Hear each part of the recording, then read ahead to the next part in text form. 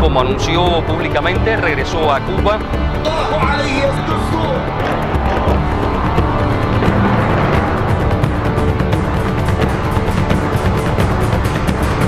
Fue una operación compleja.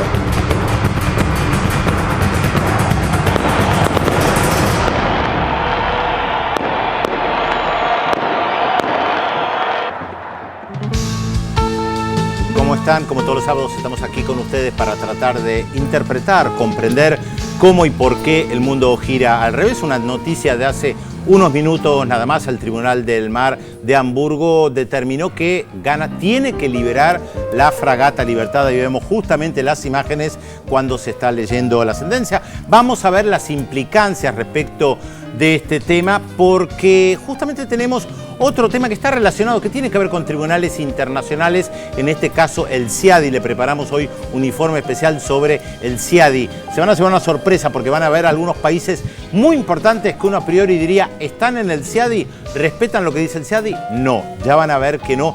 Esto entre tantos otros temas internacionales, elecciones en Japón, crisis institucional con la Corte Suprema en Honduras, muchos otros temas que trataremos, algunos de ellos, de desarrollarlos aquí hoy en Visión 7 Internacional. Y uno de ellos que vamos a tratar es el de Egipto, un Egipto convulsionado, un país polarizado. A apenas 6 meses de gobierno de los hermanos musulmanes están llamando a una reforma constitucional para avalar algunas propuestas que están teniendo muchas resistencias en la calle. El gobierno de Mohamed Morsi se juega una carta importante en esta reforma constitucional, en esta nueva constitución. Vamos a repasar esto, una situación muy compleja, a través de un informe para entender un poquito más qué es lo que pasa en el país más poblado de los países árabes.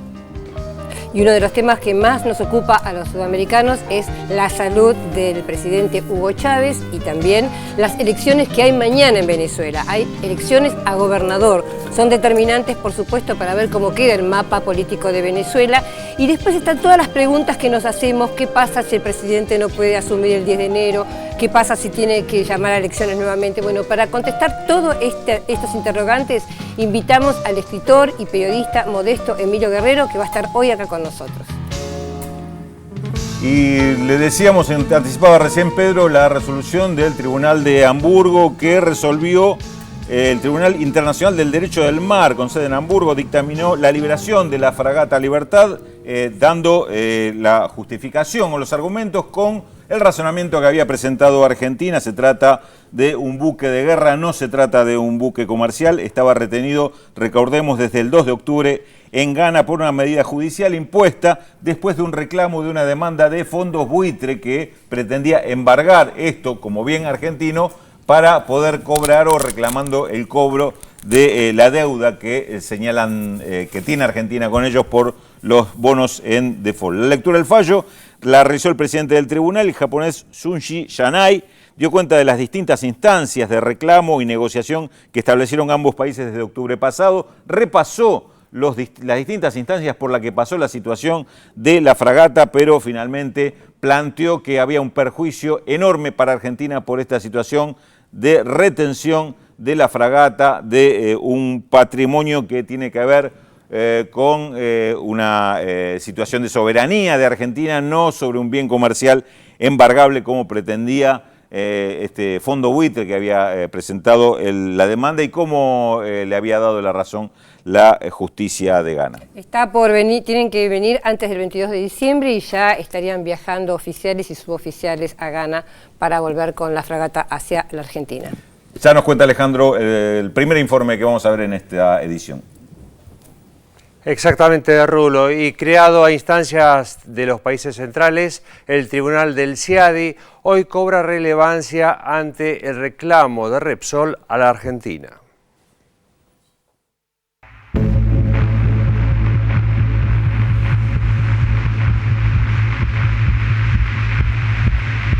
Uno de los varios instrumentos que se crearon en las últimas décadas para consolidar la posición dominante de los países centrales en las naciones periféricas fue el Tribunal del CIADI. Este organismo, dependiente del Banco Mundial y con sede en Washington, fue instaurado en 1965, pero recién a partir de 1997 adquirió verdadera relevancia. Los hechos políticos y los cambios de gobierno que se sucedieron desde esa fecha no resultaron ajenos al repentino protagonismo logrado por el CIADI. Creado como un tribunal arbitral para el arreglo de controversias en materia de inversiones, el CIADI apunta básicamente a ofrecer garantías a los inversores extranjeros frente a las políticas nacionales que pudieran afectarlos. El Tribunal de Arbitraje se constituye para cada caso particular y es designado a dedo por las autoridades del CIADI entre un listado de abogados especialistas en derecho internacional previamente inscriptos.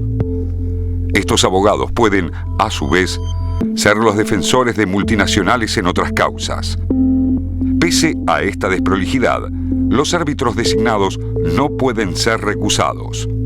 El CIADI no reconoce tribunales superiores ni instancias de apelación. Un laudo del CIADI debe ser cumplido como si se tratase de una sentencia firme de un tribunal de Estado. Esta declinación de soberanía por parte de los estados no reconoce ni se detiene frente a los hechos de depredación del medio ambiente u otro perjuicio contra la población que la letra de un contrato con un capital extranjero pudiera provocar en su aplicación.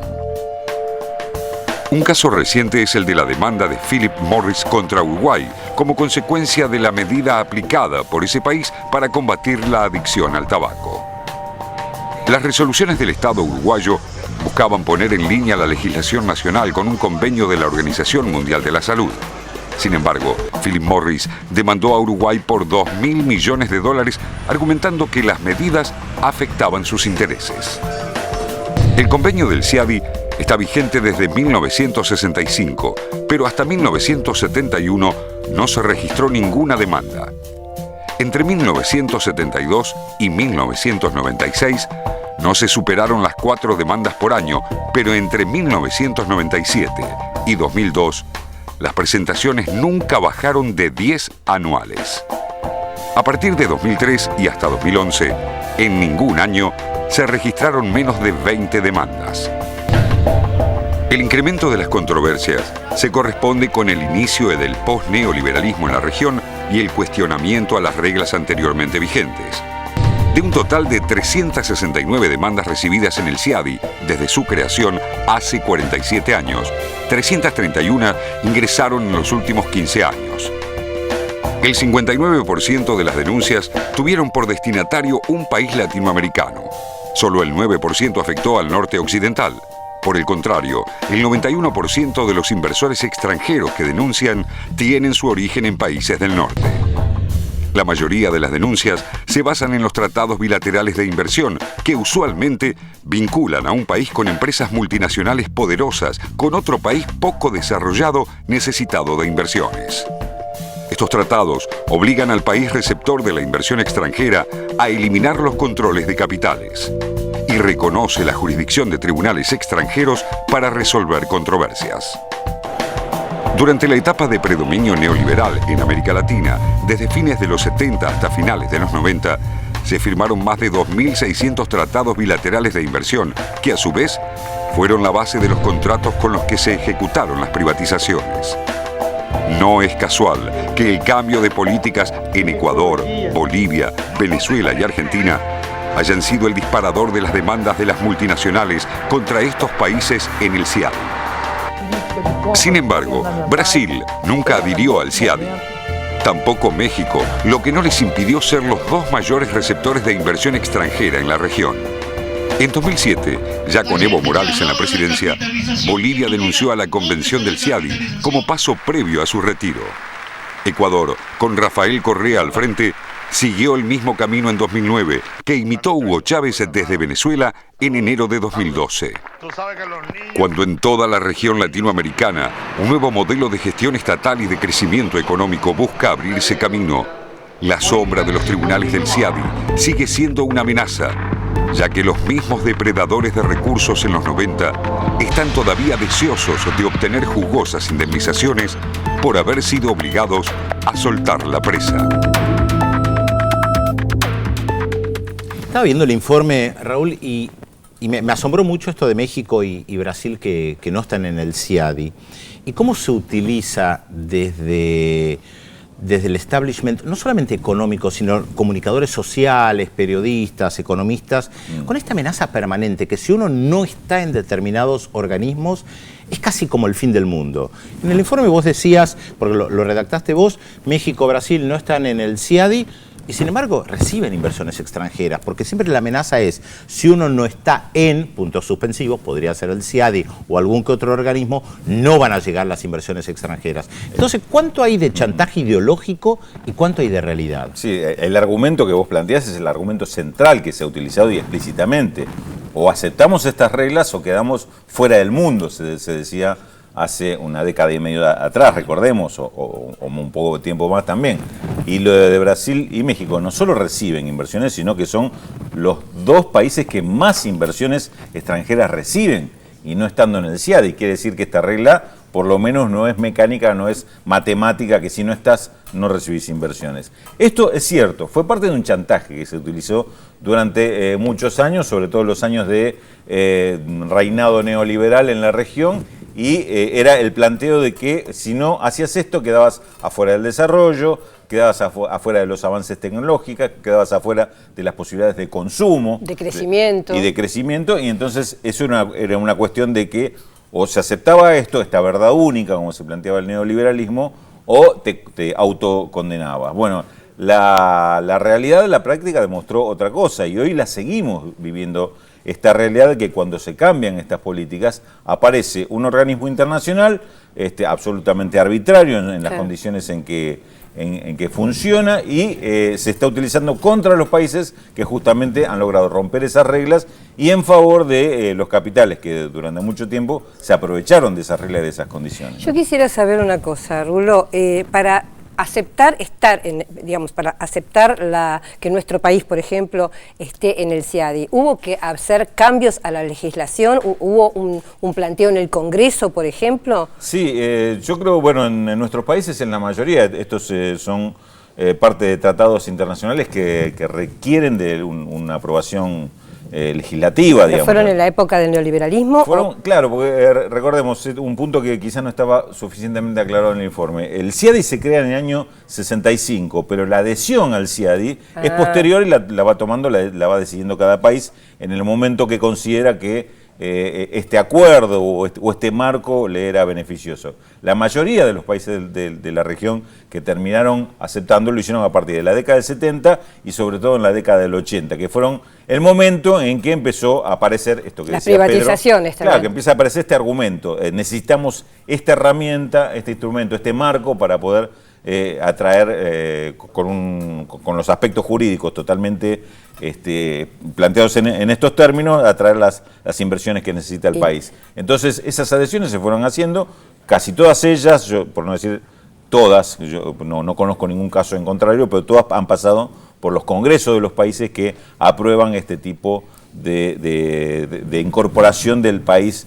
a este tipo de reglamentos. En muchos casos va en contra de lo que las mismas leyes dicen, ¿no? Porque, digamos, genera una situación tal de desigualdad para los capitales nacionales, por ejemplo, con los capitales extranjeros, que esto seguramente se choca con alguna, por lo menos la interpretación de alguna de las leyes nacionales.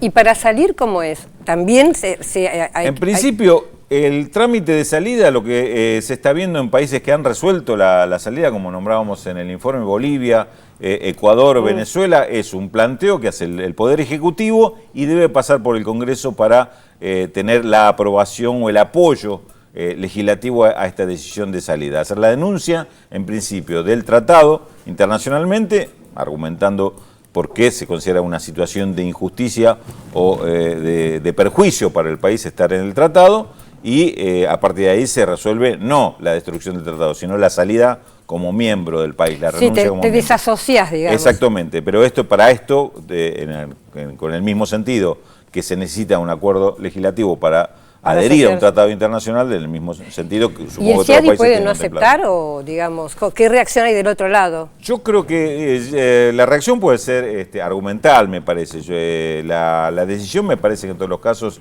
es unilateral, digamos. Uno acepta ser miembro o no o decide dejar de serlo, no hay represalias, digamos. No hay represalias más allá de qué es lo que sucede con todos los casos que ya están denunciados, que ya están dentro del CIADI. Hay países como el caso de Argentina que tienen cientos de casos de denuncias presentadas en el CIADI, entonces habría que ver de qué forma, o por lo menos estudiar de qué forma se resuelve o se siguen este tipo de cosas. Me imagino que no será sencillo. De todas maneras, me parece que hay como dos fases. Una es decir, cuestionar el CIADI o salirse como han hecho algunos países.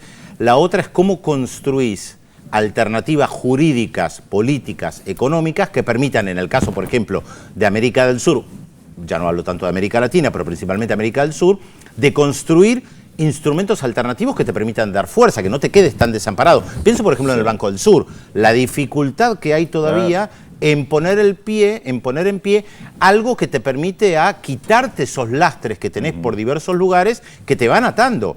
Ahora, si vos tardás en poner en pie también una nueva arquitectura financiera, seguís atado a la vieja. Eso, lo que está planteando es una de las discusiones centrales, me parece, de toda esta etapa de posneoliberalismo. Y sin embargo, es una de las discusiones en las que menos se ha avanzado, que es el derecho internacional, de cómo funciona esto. Se está dando, por ejemplo, con respecto a las deudas.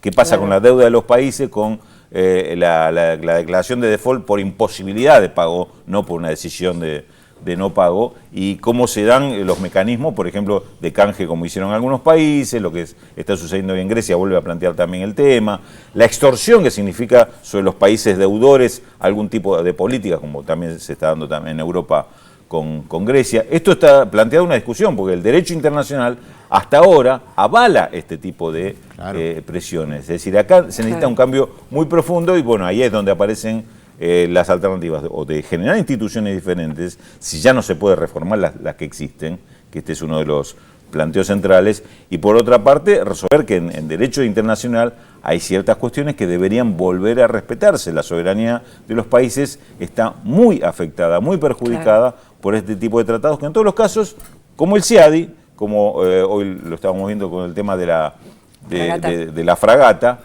son legislaciones que están a favor de los capitales financieros. De los grandes capitales. En todos los casos totalmente. están hechas las leyes para que estos países se impongan sobre un Estado nacional. Porque recordemos, son conflictos de capitales privados, extranjeros contra Estados nacionales en muchos casos. Este es el conflicto. Y la ley internacional hoy le está dando la preeminencia al capital privado internacional. Clarísimo. Bueno, ¿qué tal, Félix Taylor? Muy buenos días. Todo? Muy bien, todo muy bien. Muchísimos mensajes al 0800 444 1777 y 4535-0709. También tenemos la red social Facebook. Yo veo Visión 7 Internacional y Visión 7 Internacional. Allí se comunica con nosotros Cristina de Capital, que justamente hace una pregunta respecto del CIADI. Dice, están poniendo como ejemplo a México como modelo, un país que no está justamente en el CIADI, pero ocurre que México está en el NAFTA, dice Cristina de Capital. ¿Cómo es esto? Es correcto la observación que hace la televidente, porque en realidad México no está en el CIADI, pero tiene otros mecanismos sustitutos que son tan graves o peores que el CIADI en cuanto al sometimiento de los intereses del país frente a Estados Unidos. Muy bien. Alicia García de la Plata dice... No es el caso de Brasil, ¿no? Es un caso muy diferente al de Brasil, que sí hay una decisión soberana, la de no ingresar o no participar del CIADI. Bien, respondido. Quisiera saber, dice Alicia, Alicia García de la Plata dice, quiere saber qué fecha se estima que regrese la fragata Libertad. Muchos saludos y felicidades por las fiestas. Lo habíamos dicho, creo que hasta el plazo máximo es el 22 de diciembre, ¿no? Que estipuló el tribunal. Bien, María Angélica de Mar de Ajó agradece por el programa, dice que somos la ventana al mundo todos los sábados. Dina de Río Grande en Tierra del Fuego dice que es un programa excepcional, los veo desde que comenzaron. Saludos por Facebook de Elba Rojas, Carmen, Nélida, Rosario y Mistol y muchísima gente más. Bueno, como es habitual en esta parte del programa, ponemos ya en marcha la incógnita de la jornada de hoy para saber quién es nuestro personaje, para que ustedes nos digan quién es el personaje de hoy. Acá está el primer dato. Nuestro personaje de hoy era el tercero de 6 hermanos. Nunca estudió formalmente Bellas Artes, aunque su casa era frecuentada por curas, no era una familia muy creyente. Sin embargo, su educación fue en parte en colegios religiosos. Sus primeras obras datan de 1946, cuando recién casado comenzó a realizar dibujos y retratos. ¿Quién es nuestro personaje de hoy? 0800 444 1777 4535 0709. Recuerde que tienen también la red social Facebook. Yo veo Visión 7 Internacional y Visión 7 Internacional. Primera pausa en nuestro programa de hoy. Les adelantamos los temas temas que vamos a desarrollar en el próximo bloque. La salud de Hugo Chávez. En vísperas de las elecciones regionales y mientras el presidente se recupera de una compleja operación contra el cáncer, Venezuela se prepara para afrontar un eventual escenario sin Chávez en el poder. Luego de la pausa en Visión 7, analizamos con el reconocido periodista Modesto Guerrero, autor del libro ¿Quién inventó a Chávez?, el presente y el futuro del país caribeño. Además, referéndum en Egipto. El país árabe comienza a votar hoy la nueva constitución elaborada por los hermanos musulmanes, el partido gobernante. Todo esto y mucho más se lo contamos luego de la pausa, aquí en Visión 7 Internacional por la televisión pública.